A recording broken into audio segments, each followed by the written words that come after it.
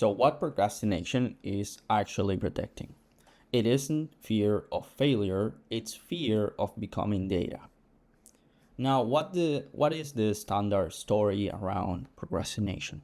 So you have been told that procrastination is a fear of failure, or a motivation problem, or a discipline problem, or an ADHD problem, or a self-belief problem.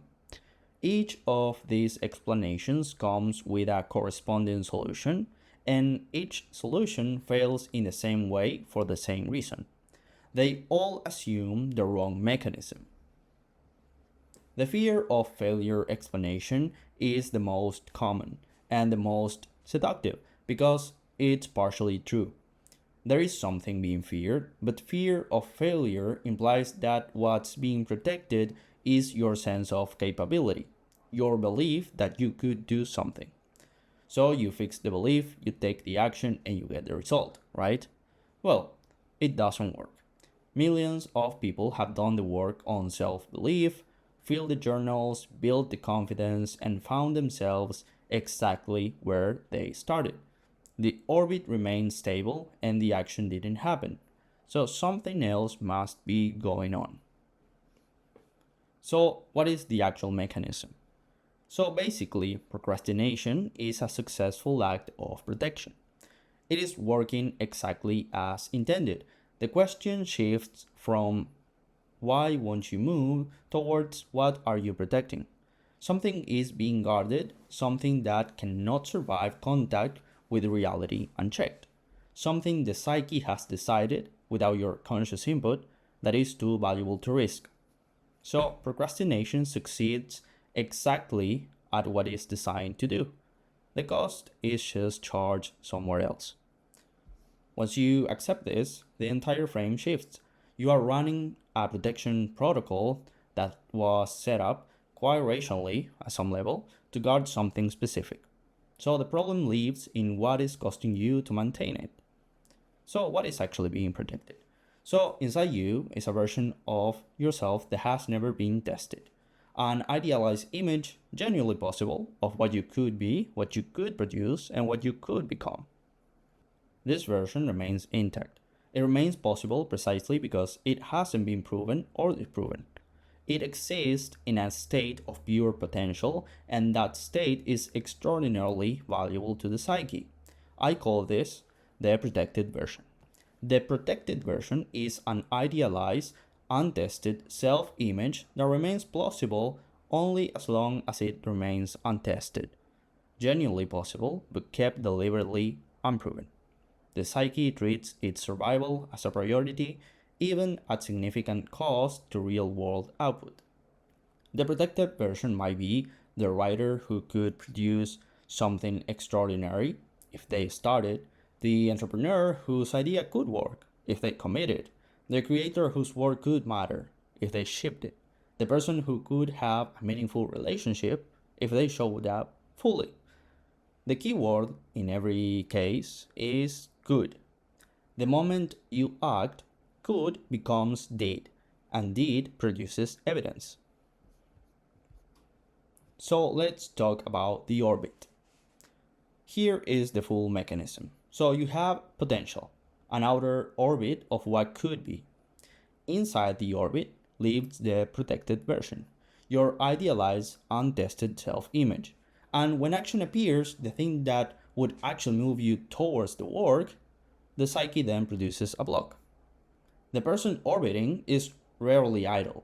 They are thinking about the work, they are researching it, they are planning it, they are discussing it, they are getting motivated by it and about it, and then they are not doing anything.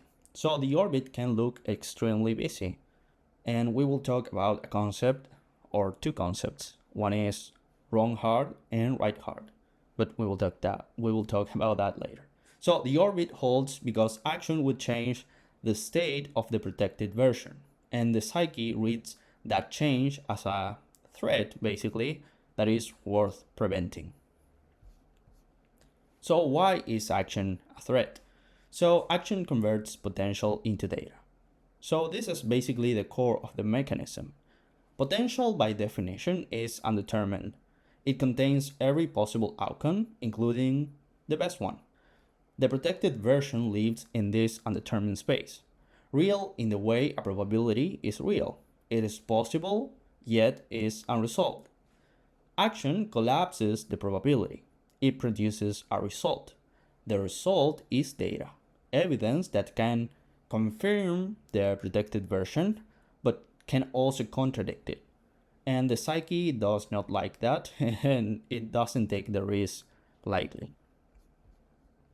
So the psyche identifies the test itself as a threat and blocks the action needed to do before the conversion can happen.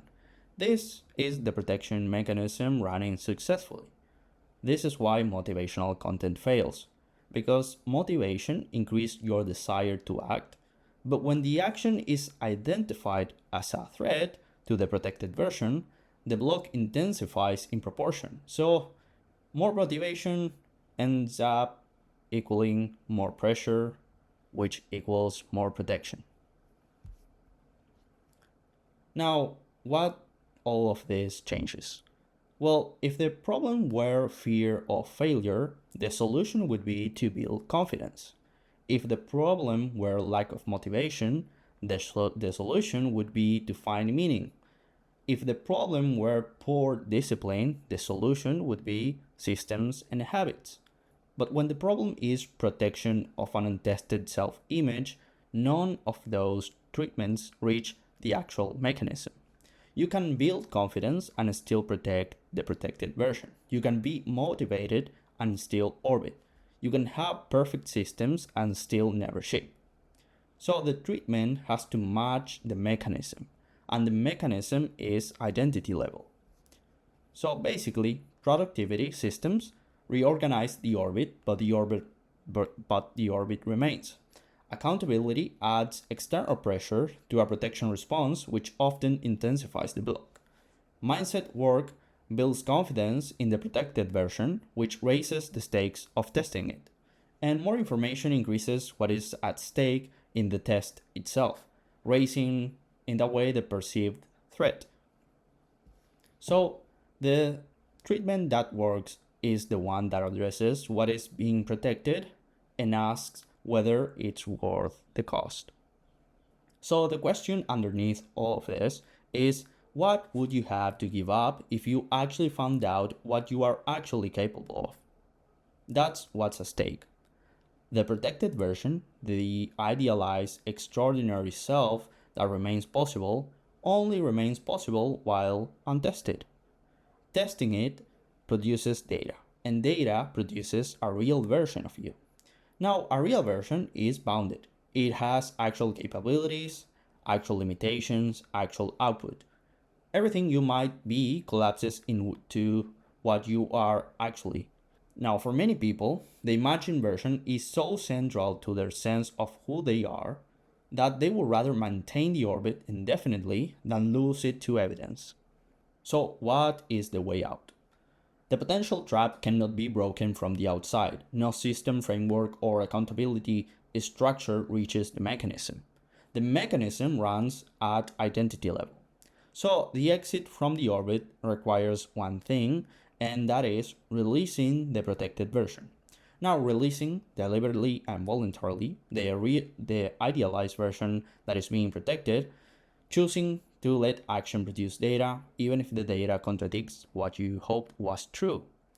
The identity move is the first pillar of the framework for exactly this reason. No other word holds why the protected version is being guarded. What comes after the release is uncertainty, not certainty. The data you get from action might be uncomfortable. The real version of you might be smaller in some ways than the protected version, but it will be real, and a real version can grow, improve, and produce actual results in the world. A protected version, in this case the protected version, can only be maintained. It cannot evolve. Now here's a core distinction that might be useful when you are deciding whether an action is a protection mechanism or symptom instead of like the right type of action you should take. So wrong hard is all the work done to maintain the orbit. It is the planning, the consuming, the optimizing, and preparing that keeps the protected version safe. So basically everything that is not real world action.